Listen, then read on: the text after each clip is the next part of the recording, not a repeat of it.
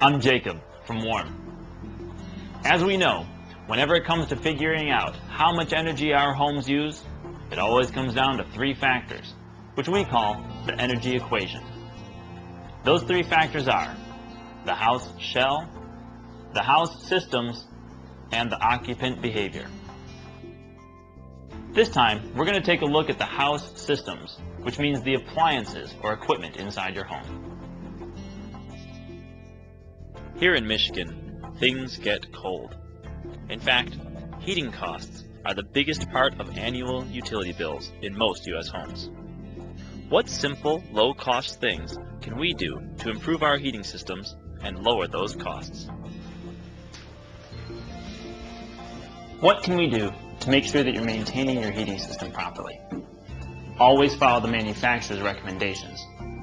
After that, a good first step is to change the filter on the furnace 3 to 4 times a year.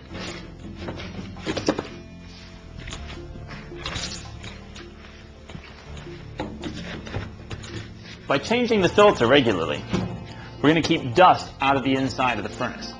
If the inside gets all covered up in dust, it's like it's wearing a jacket and it can't let the heat off.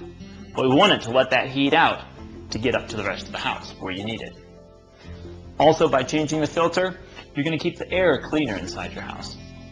I often just keep a box of these nearby so they're easy to switch in and switch out whenever you need to, 3 to 4 times a year.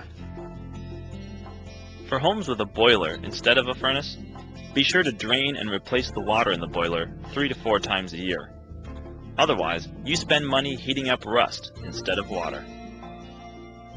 The next simple step is to make sure that we are efficiently distributing the heat through your house. For example, let's take a look at the basement. A lot of people use their basement as a living space, and in that case you want to keep the basement heated. But a lot of people use it as storage space. And if that's the case, you don't need to be pouring a lot of heat into the basement. But take a look at this vent up here. Some of the hottest air coming out of the furnace is going to come down into the basement before it ever continues on upstairs where you actually need the heat. If you want to take care of that, just close the vent. Close those vents in the places you don't need the heat and let the heat travel where you need it.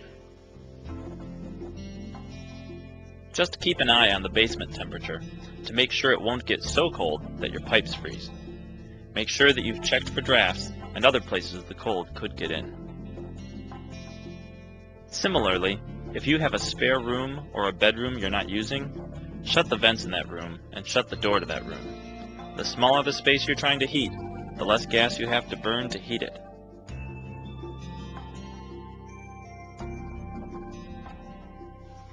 So the biggest natural gas user in your home is the heating system. But after that, the next big energy hog, your water tank.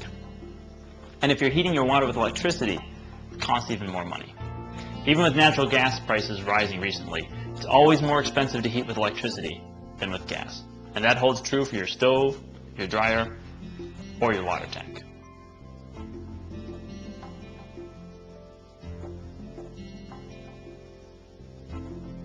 Down at the bottom of your hot water tank, you'll find this control box with a dial on it.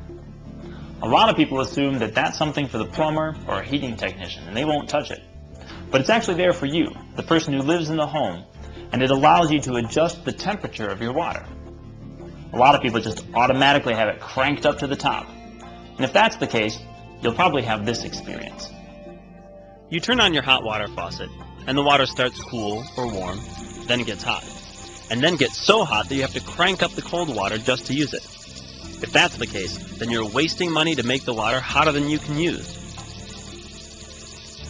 Also, at the top temperature, most water heaters keep the water around 160 degrees, which is scalding.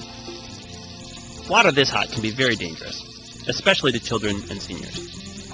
Turn down the dial on your water heater. Different heaters have different dial markings. Look for a notch that shows the factory recommended setting. Otherwise, you can just turn it down to the middle. You can always adjust the temperature from there as you need to. Ideally, you'll be able to turn on your hot water tap and just use the water without having to add a lot of cold water.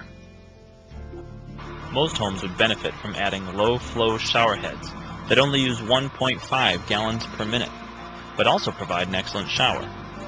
This will save your energy bill by keeping that water heating cost down And it'll save your water bill, too.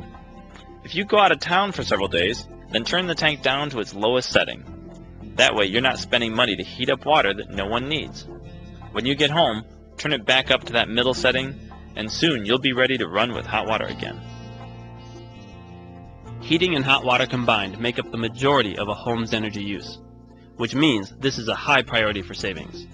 So get working on those systems today, and make sure they're working for you, not against you.